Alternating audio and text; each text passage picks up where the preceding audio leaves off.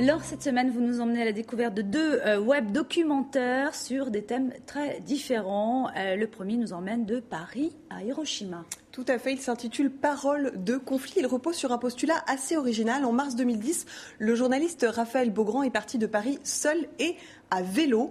Son objectif, aller à la rencontre des peuples qui ont vécu la guerre et leur demander comment on se reconstruit après un conflit. Sa conviction, les gens se confient plus facilement à vous quand on est seul et le vélo est un moyen supplémentaire de lier connaissances. En 10 mois, il a parcouru ainsi 16 000 kilomètres de la France au Japon donc, et je vous propose de regarder la bande-annonce.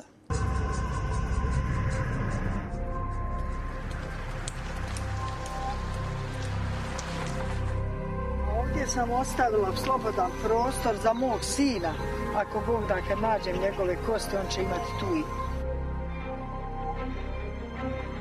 Alors on est vendredi 7 mai, il est 15h38, derrière moi c'est la Roumanie, je viens de passer la frontière avec la Moldavie.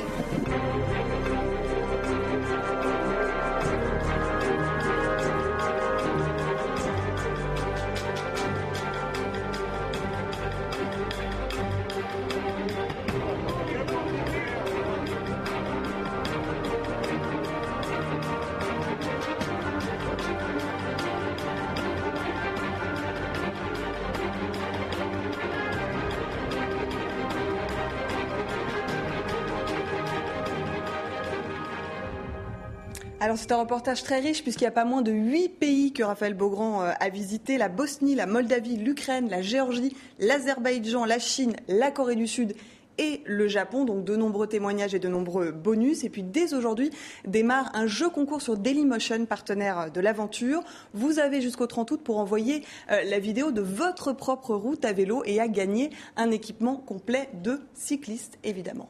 Et le second web documentaire nous emmène à Roland-Garros, l'un des tournois de tennis du Grand Chelem les plus populaires. Qui a lieu en ce moment et on va en reparler juste après cette chronique d'ailleurs. Et donc en attendant, le quotidien sportif, l'équipe et puis le portail de Microsoft MSN vous propose un web documentaire. Roland-Garros, un lieu des histoires. Sportifs et acteurs du monde du tennis se sont prêtés au jeu et vous retrouverez les témoignages d'Amélie Mauresmo, de Maria Sharapova, de Jo-Wilfried Tsonga ou encore de Richard Gasquet. Tous vous racontent pourquoi cette compétition, née il y a plus d'un siècle, est encore si particulière aujourd'hui. Vous pourrez aussi remonter le temps, revivre des matchs de légende racontés par des spécialistes, des arbitres, des journalistes.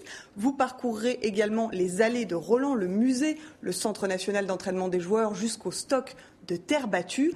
Beaucoup de matière donc, surtout évidemment pour les passionnés du tennis. Quelques bémols quand même, aucune interactivité n'est prévue avec les internautes et puis il y a peu d'archives vidéo disponibles.